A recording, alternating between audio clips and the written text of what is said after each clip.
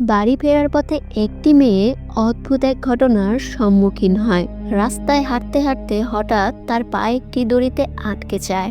যখন সে দড়িটি খুলতে চায়, সে দেখে দড়িটা অস্বাভাবিকভাবে লম্বা। কৌতূহলবশত সে দড়ির দিকে ধরে হাঁটতে থাকে, আর এক সময় পৌঁছে যায় একটি শুকনো কুয়োর পাশে। সেখানে দেখা যায় দড়িটা মাটির নিচে ঢুকে আছে। সে একটি লাঠি দিয়ে সেটা খুঁড়তে শুরু করে, কিন্তু খেয়ালই করে না যে কুয়োর ভেতরে কিছু অদ্ভুত নড়াচড়া হচ্ছে। কিছুক্ষণ ঘোরার পর সে মাটি থেকে একটি হলুদ ব্যাগ বের করে আনে, আর একই সময় কুয়োর ভিতর থেকে কালো রঙের রক্ত বের হতে থাকে। আর যে ব্যাপারটা সে টেরই পায় না, বরং ব্যাগ খুলে দেখে ভেতরে আছে একটি লাল ওড়না আর একটি পুরনো রেডিও। এইসব দেখে সে আনন্দিত হয়, কারণ দরিদ্রতার কারণে সে জীবনেও কখনো এমন জিনিস দেখেনি। যখন সে সেখান থেকে চলে যেতে চায়, তার মনে হয় কেউ যেন তার নাম ধরে ডাকছে। পেছনে ফিরে তাকালে সে কাউকেই দেখতে পায় না। সে কিছু না ভেবেই সে বাড়িতে ফিরে যায়। আর এই মেয়ের নাম হলো লারাসাতি। সে নিজের মায়ের সঙ্গে দারিদ্রতার মধ্যে বড় হয়েছে। গ্রামের লোকেরা তার মায়ের চেহারা এবং রং নিয়ে ঠাট্টা মশকরা করত।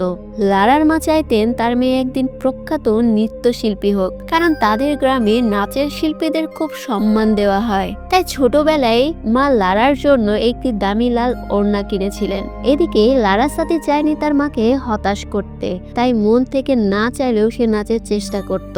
কিন্তু খুব তাড়াতাড়ি সে হাল ছেড়ে দেয়। বাড়ি ফিরে সে রেডিও চালানোর চেষ্টা করে। ঠিক তখনই মনে পড়ে তার ঘড়িটি হাতে নেই। ওটা ছিল তার বয়ফ্রেন্ড হাদির উপহার। তার মনে হয় হয়তো সেই জায়গাতেই এই ঘড়িটি পড়েছে।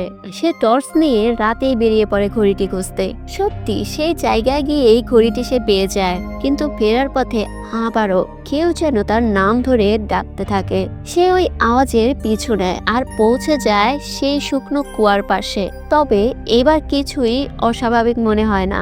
রাতে যখন লারাসাতি ঘুমাচ্ছিল, তার সেই লাল ওড়নাটা নিজে থেকে নড়তে শুরু করে। ধীরে ধীরে গিয়ে তার শরীরের চারপাশে পেঁচিয়ে যায়। এই সময় লারার মা কিছু শব্দ শুনতে পান। তিনি শব্দ অনুসরণ করে মেয়ের ঘরে যান আর দেখেন তার মেয়ে অত্যন্ত সুন্দরভাবে নাচছে। মা অবাক হয়ে যায়। ধীরে ধীরে পর্দা সরিয়ে দেখে লারাসাতি লাল ওড়নাটা পরে আছে আর অসাধারণ দক্ষতায় নাচছে। মা খুশি হয়ে মেয়ের নাচ দেখতে থাকে, কিন্তু হঠাৎ লারাসাতি অজ্ঞান হয়ে মাটিতে পড়ে যায়।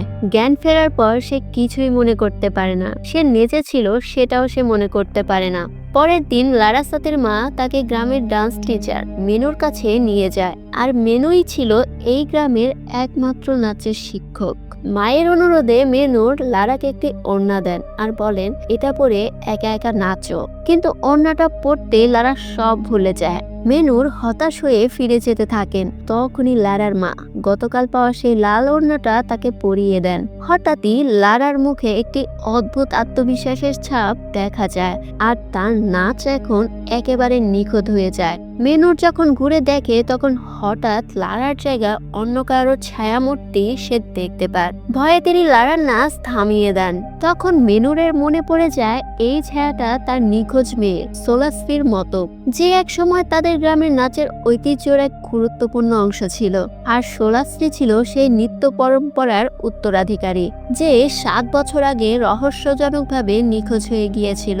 রাতে মেনুর শুকনো কুয়ার পাশে গিয়ে প্রার্থনা করতে শুরু করে, আর হঠাৎ করে সে নিজের মেয়ের আত্মাকে দেখতে পায়। তখনই সে দৌড়ে যায় মূর্তর বাড়িতে এবং তাকে জানায় সোলাশ্রীর মৃত্যুর আসল সত্যটা।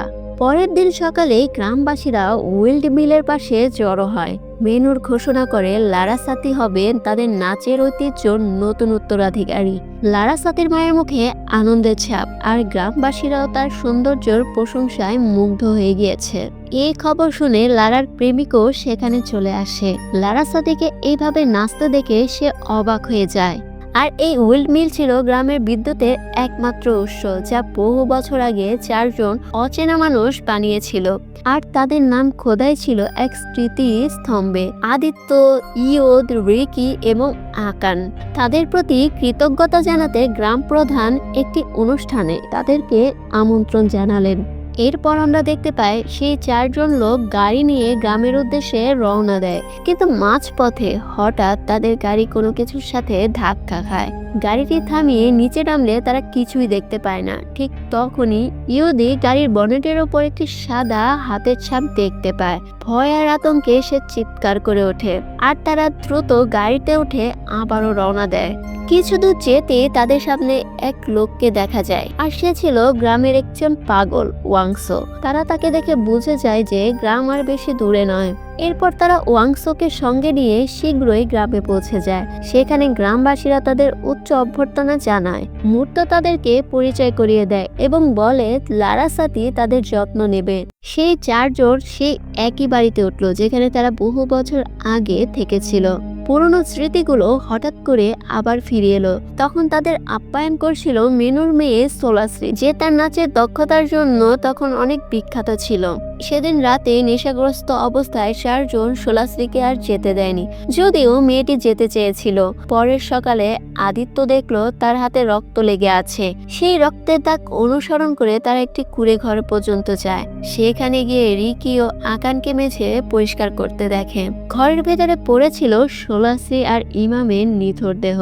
এরপর তারা আতঙ্কে সব প্রমাণ মুছে ফেলে, কিন্তু কেউই হত্যার দায় স্বীকার করে না এবং বর্তমান দৃশ্যতে তাদেরকে যে আপ্যায়ন করছিল সে হচ্ছে লারাসাতি। যখন রিকি তাকে থামাতে চাইল তখন লারাসাতির প্রেমিক হস্তক্ষেপ করলো। পরে আরকান গোসল করার সময় হঠাৎ পানিতে রক্ত দেখতে পায় এবং এক লাল ওড়নাকে বাতাসে ভেসে থাকতে দেখে। পানির ট্যাঙ্কের ভেতর উকি দিয়ে সে দেখতে পায় একটি পুরনো ব্যাজ।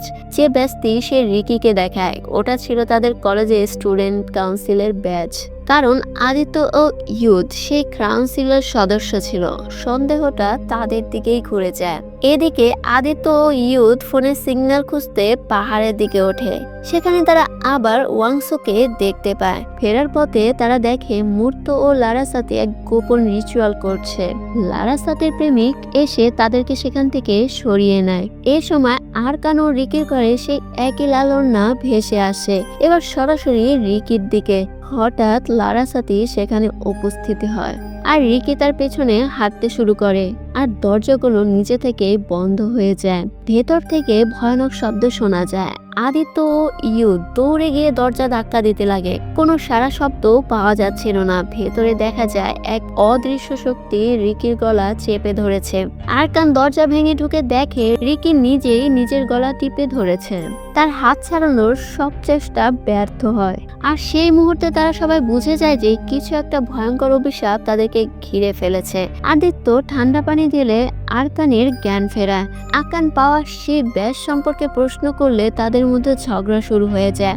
ইহুদি শান্ত করতে এগিয়ে এসে বলে, আমরা শুধু এই সম্মান নিয়ে এখান থেকে চলে যাব। এই ঘটনা নিয়ে আর কোনো কথা হবে না।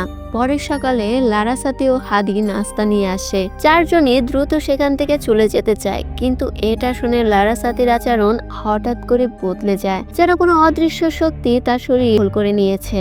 ওয়েল্ড মিলের পাশে ওয়াংসোকে নাচতে দেখে আদিত্য স্তব্ধ হয়ে যায়। হঠাৎ সে এক পাথরের চূড়া থেকে লাফ দেয়। আদিত্য নিচে দৌড়ে গিয়ে দেখে সেখানে কেউই নেই। হাদি জানায় ওয়াংসো বহু বছর আগে এখান থেকে লাফ দিয়ে আত্মহত্যা করেছিল।